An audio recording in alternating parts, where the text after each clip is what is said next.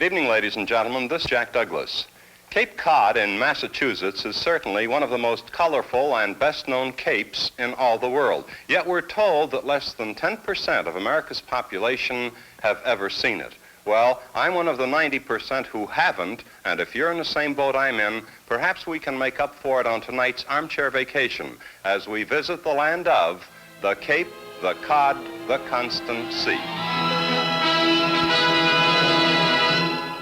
Cape Cod. The shape of it resembles a hooked finger. The Cape Cod Canal separates almost all of the Cape from the Massachusetts mainland and saves some 50 to 70 miles of ocean sailing around the Cape. And bridges like this one at Sagamore make it easy for vacationers to drive to and from the Cape. Provincetown, the largest and most colorful of the Cape's many communities, is easily recognized from the air by that huge tower. Provincetown was incorporated way back in 1686, and this enclosure commemorates the landing of the Pilgrims on the 11th of November, 1620. And here are closer views of that tower. It's better known as Pilgrims Monument. Incidentally, it's the highest granite structure in the USA. At the base of the monument, this bronze relief depicts the agreement of the Pilgrims to operate a democratic commonwealth. Hoxie House in the town of Sandwich, the oldest house on the Cape still in existence, gives the visitor a truly authentic picture of how the Pilgrims lived.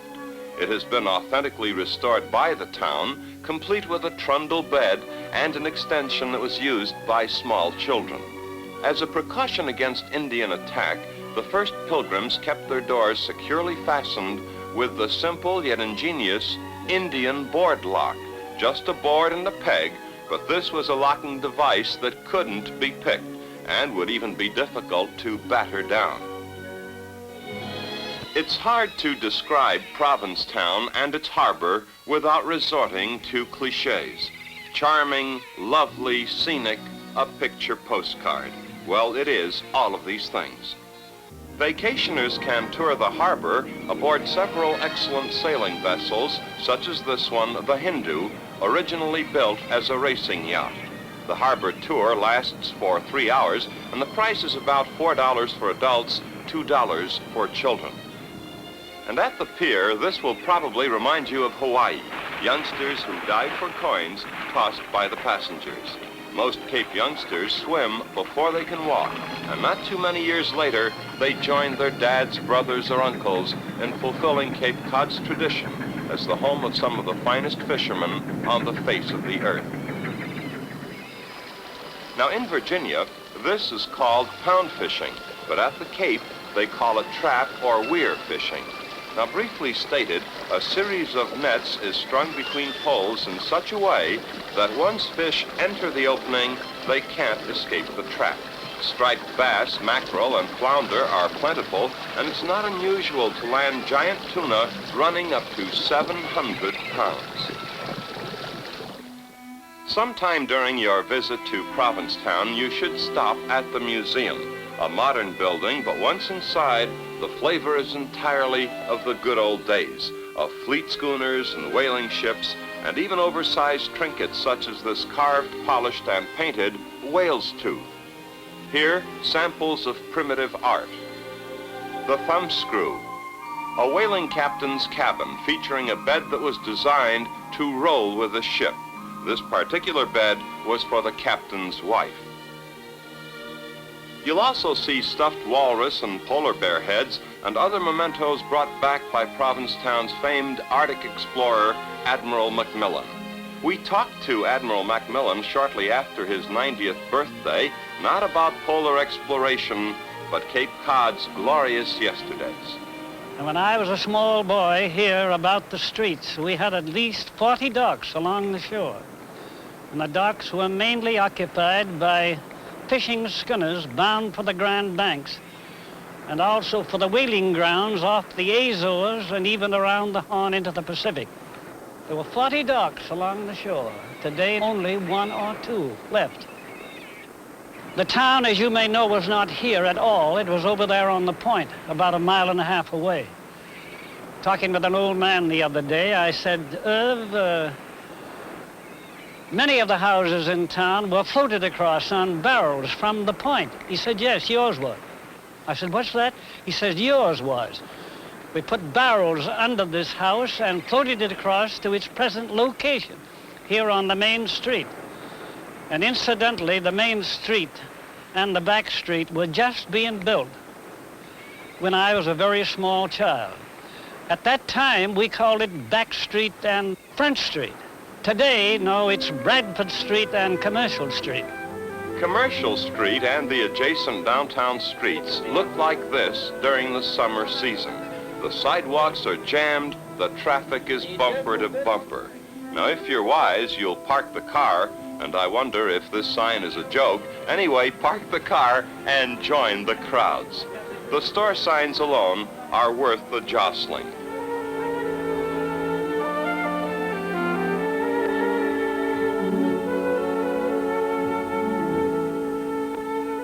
Cape Cod and the fine arts are virtually synonymous. The galleries are first-rate, and many an unknown artist has been given his first big chance at Provincetown. Scenes such as this are typical. To my knowledge, Mr. David Hyman, a vacationer from Baltimore, is not a professional artist. He is simply a man who likes to paint, and in Provincetown he can set up his easel on the sidewalk without incurring snickers. Well, if he isn't a professional, he could be. This is beautiful work. The attractive white building in Mr. Hyman's painting is the Chrysler Art Museum, founded in 1958 by Walter P. Chrysler, Jr., in his own right, one of the world's foremost art collectors. And here, standing in front of a giant Picasso canvas, Mr. Chrysler shows us an imaginative, floating sculpture. This is a recent acquisition of the museum and is a piece of sculpture, a floating sculpture, by a young Venezuelan artist by the name of Alberto Calle.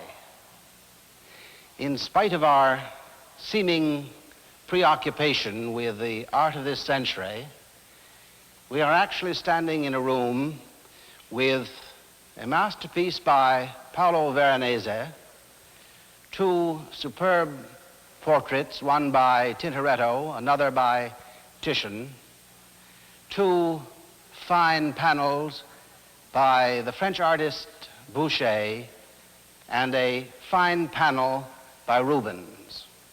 The museum established itself in Provincetown because Provincetown is the largest and most active summer art colony in America.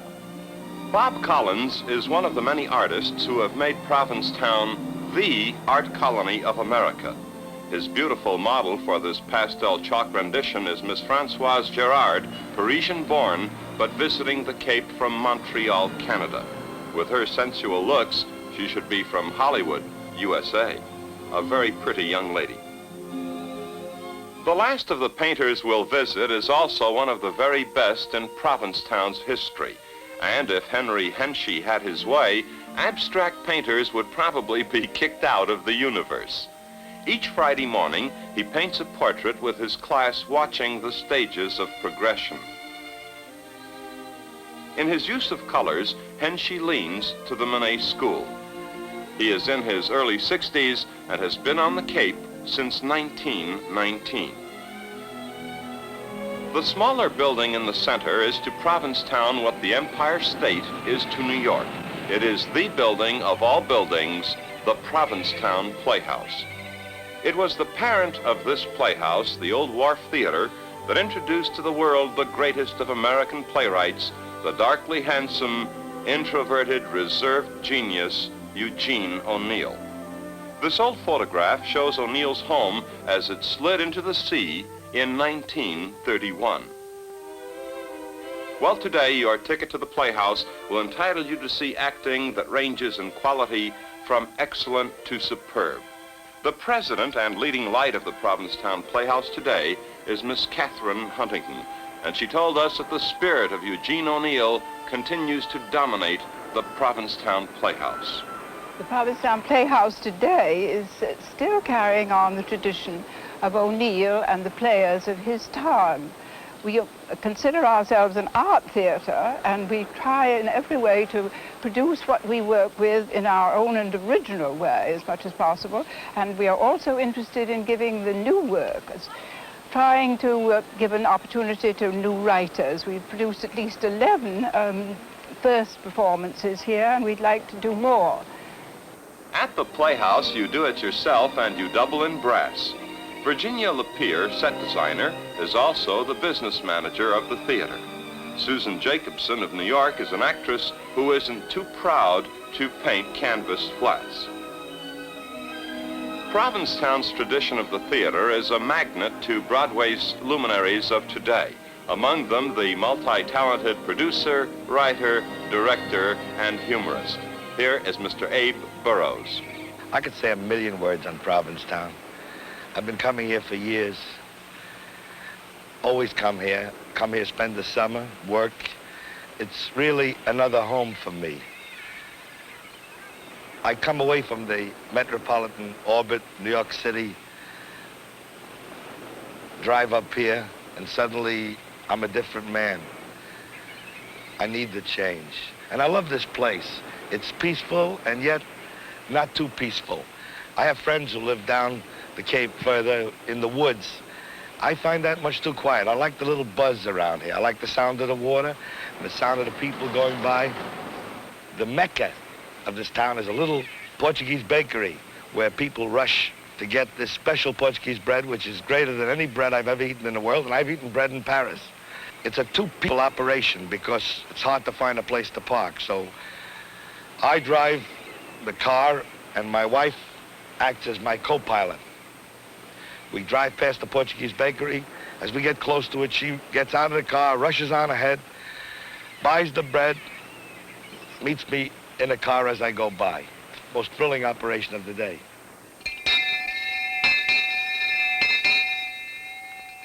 Hear ye! Hear ye! Saturday, July 25. The town crier reports on the happenings of the day with a special emphasis on the tides and the rising and setting of the sun. At 7:03, 1 1/10 foot. The sun rose this morning at 5:28 a.m. At 8:12 p.m., the sun goes down on another day. A totally different sound is heard just behind the old Colony Club in a room that is really a rumpus room. Away we go with the Barbarians. Ladies and gentlemen, this is our Barbarian theme song called Mamayo Cattle. Here we go. Let's win. All right. Yeah.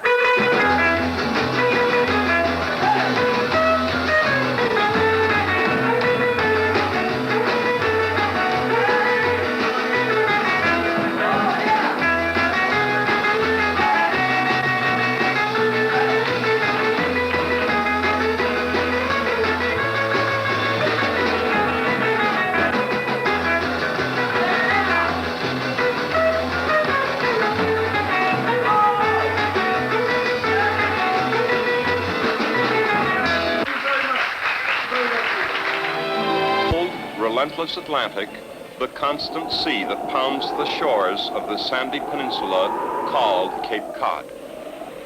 To the islanders, the Capers, the sea is all and the sea is everything. They swim in it, sail on it, and take from it the proverbial bountiful harvest. But this vast ocean gives nothing freely. The terms are stiff and the price is terribly high. If you want proof, let's visit the Coast Guard station at Chatham. It's a lovely day and all is well, strictly routine, a seaman hosing down a power launch. But just a few feet away, a stone and a plaque pay silent tribute to the many sailors who have lost their lives in shipwrecks just off the coast of this one town, Chatham. Shipwreck. Few words in the English language are more terrifying to a people who live by and from the sea. Well, there are three other words more terrifying, and they haunt the history of the Cape.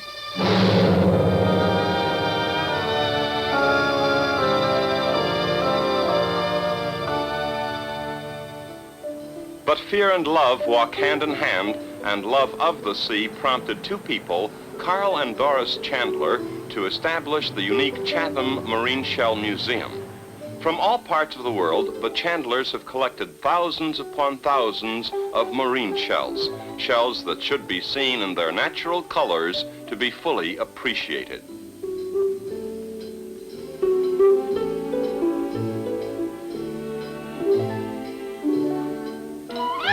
Vacationers to the Cape would hardly bring along a boat unless, of course, they lived in a nearby state. Well, if you're a small boat owner and if you think you'll miss the boat, there's no problem at all, for the Cape probably has more boats than people. Freeloading is common and socially acceptable. And there's a lot of color and excitement here for the landlubber. There's always some kind of a race somewhere on the Cape, and you can just sit on a beach, soak up the sun, and watch the action without moving a muscle or reaching for your wallet.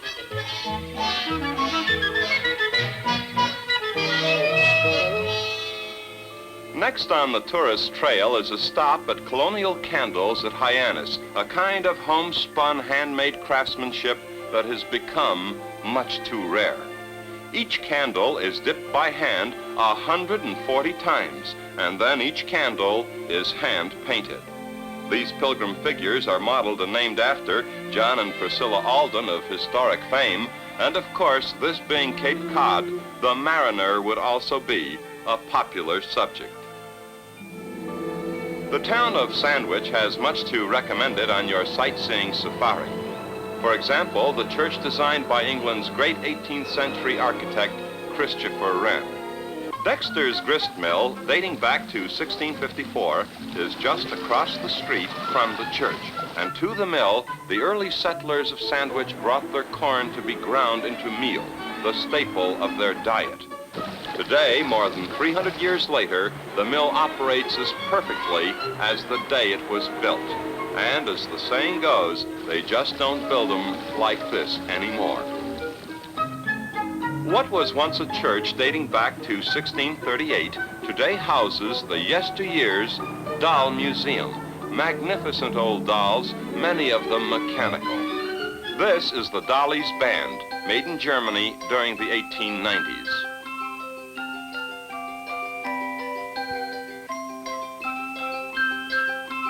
The Flower Seller, French, 1890.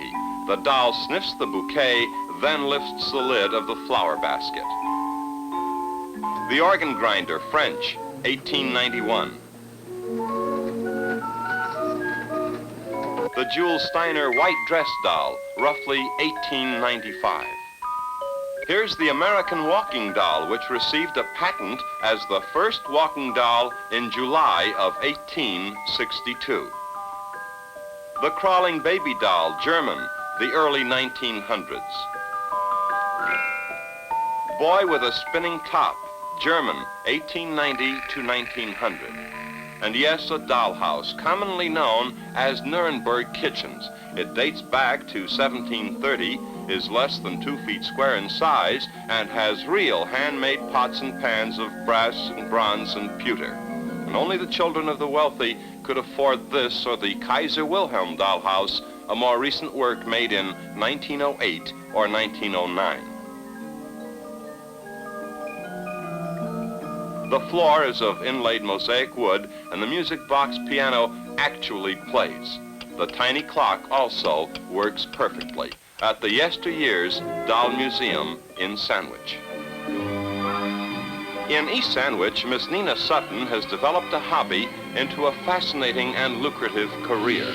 From bits and fragments of the famed Sandwich glass, she fashions attractive costume jewelry that looks like this.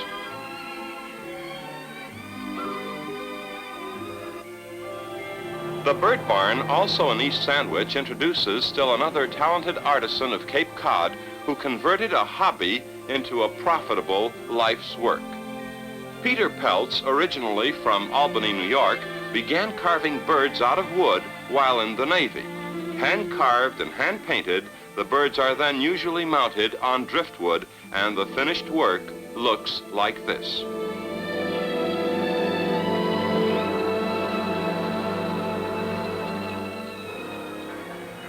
If you've never been to a New England auction, let's stop off at East Dennis. The early birds have already swamped the parking lot, police have been called out to direct the traffic, and the huge tent can't accommodate all of the potential buyers. The auction is underway. I have at 45 a piece, do you say? No price for the 45 at $50 a piece, do you say? I have $45 a piece and now $50 a piece. Are you all done at $45 a piece for these magnificent Victorian chairs? Once, twice, third and last call at $45 a piece for my 50. Are you all in at? $45 times 6 is 650. Now, ladies and gentlemen, we are going to sell this fine rocking ship movement clock with an inlaid mahogany case.